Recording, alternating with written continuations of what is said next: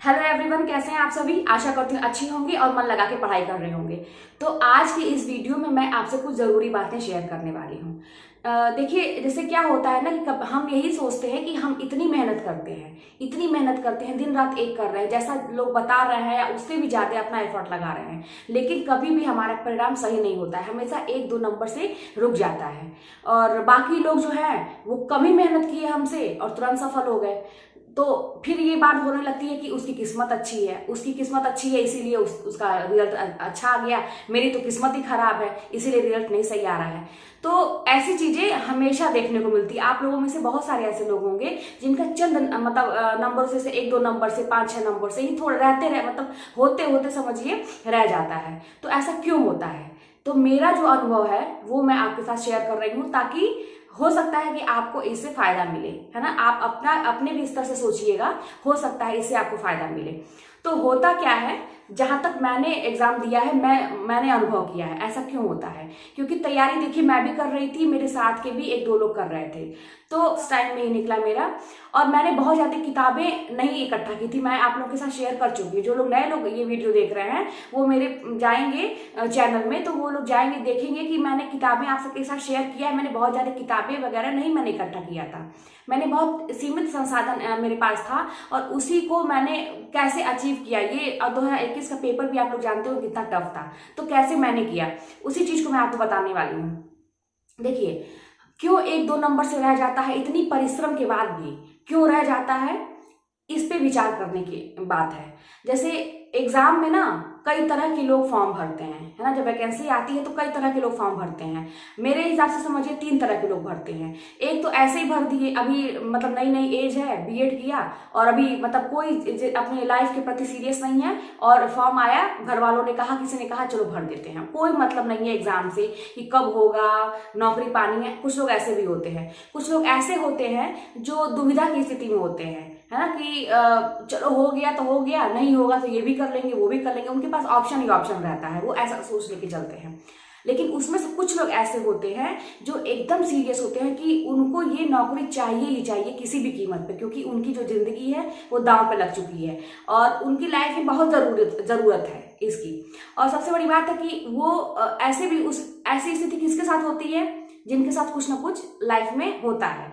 वो क्या हो सकता है, एक तो घर की परिवार की परिस्थितियां हो सकती हैं, ये भी हो सकता है, और या तो ये होता है कि जैसे उनकी विषय का जो कॉम्बिनेशन होता है ना, विषय का कॉम्बिनेशन होता है, उसमें दिक्कत आती है। तो हो सकता है कि ये वाली जो वैकेंसी आई है इसमें हमारा विषय कॉम्बिनेशन मतलब मिल रहा है तो चलो ठीक है, ये है। एज की भी बात आती है ना।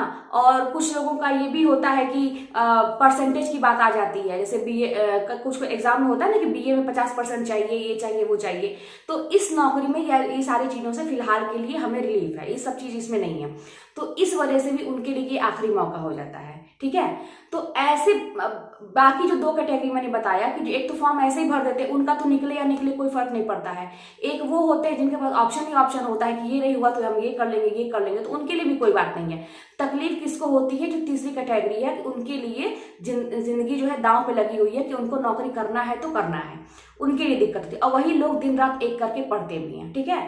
तो होता क्या है, अब हम लोग एकदम अपने पॉइंट पे आते हैं कि एग्जाम में हम इतनी मेहनत के बाद क्या ऐसा कर देते हैं कि हमारा नहीं निकलता है।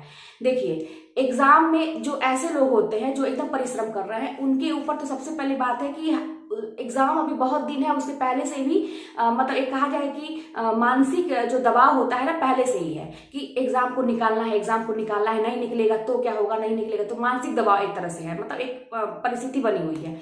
उसके बाद कुछ ऐसे वीडियोस हमारे सामने आते हैं जो वो पहले डरा देते हैं, सीट इतनी कम है अब क्या होगा, इतने लाख लोगों ने फॉर्म भरा, ये सभी परिस्थितियां होती हैं, ठीक है। और एक तो वो अगर बार बार असफल हो रहे हैं तो उनके अंदर एक थोड़ी सी दुविधा ये भी आ जाती है कि मतलब मैं ऐसा ही हूँ, मैं ऐसी ही हूँ, कितना भी मेहनत करूँ मेरा तो होता ही नहीं। तो एक मतलब ये आपके अंदर मतलब नकारात्मक विचार आ जाते हैं, ऐसा होता है। ये मानसिक सारी चीजें दिमाग के ऊपर हमारे ये असर करती हैं। अब जब एग्जाम जिस दिन आता है उस दिन क्या होता है, ऐसे लोग पहले से ऑलरेडी वो दबाव में है और वो जाते हैं एग्जाम की बड़े अच्छे से प्रिपेयर करते हैं और जाते हैं एग्जाम हॉल में। वहां की परिस्थितियां क्या होती हैं, चारों तरफ से यही उस व्यक्ति को दिखाई देता है कि मतलब ऐसा कोई हम गलती ना करें कि मेरा एग्जाम में ना निकले। उसके सामने क्वेश्चन पेपर आता है ना, और ये भी दबाव रहता है उस समय में कि हमें इतने कम समय में ही इन प्रश्नों को हल भी करना है, ऐसा कुछ गलत भी नहीं करना है।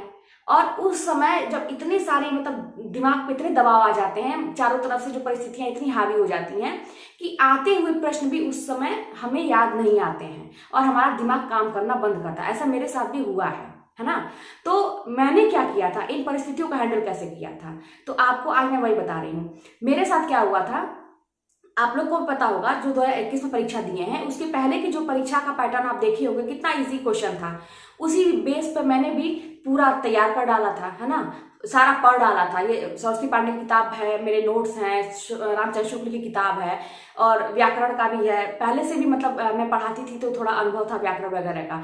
तो ये सारी चीजें मतलब एक तरह से सब कुछ था। मुझे भी यही था कि अरे कोई कहीं से पूछे, कहाँ से पूछेगा, मैं तो सारा कर लूंगी। और ये भी इतना मतलब मैंने तैयार किया था कि इस किताब में कौन सी चीजें कहाँ लिखी हैं, बाएं साइड लिखी है कि दाएं साइड में लिखी है, ऊपर लाइन लिखी है कि नीचे लाइन लिखी है, इतना मैंने मेहनत किया था। मुझे सारी चीजें जब कोई पूछता था घर पे या मैं जब भी सोचती थी तो इतना मुझे याद आ जाता था कि हाँ ये चीजें यहाँ पे हैं, मुझे याद आ जाता था पूरा पिक्चर एक जैसे, इतना मैंने मेहनत किया था।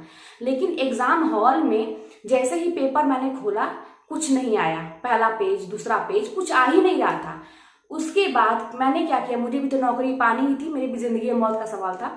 तो उसके बाद मैंने क्या किया, अपने दिमाग को तुरंत मैंने समझाया कि नहीं, मुझे आ रहे हैं प्रश्न, मुझे प्रश्न आ रहे हैं, थोड़ा सा शांति से सोचने की जरूरत है। उसके बाद मैं जब पेज पलटी तो एक का दो का क्वेश्चन जो है, छोटे छोटे जो क्वेश्चन कुछ ऐसे भी तो आए थे, तो वो सब भी मुझे दिखने लगे कि हाँ ये सब मुझे आ रहा है। बस मैंने दिमाग को शांत किया, ठीक है, दिमाग को मैंने वहीं पे संकेत दिया कि नहीं ये सारी चीज वही है, बस यहाँ पे इसको घुमा दिया है। भले ही वैसा नहीं था, लेकिन मैंने अपने दिमाग को एक पॉजिटिव मतलब कहा जाए कि इंडिकेशन दिया उसको, दिमाग को कि पॉजिटिव वे में मैं ले गई कि हाँ मैं कर सकती हूँ।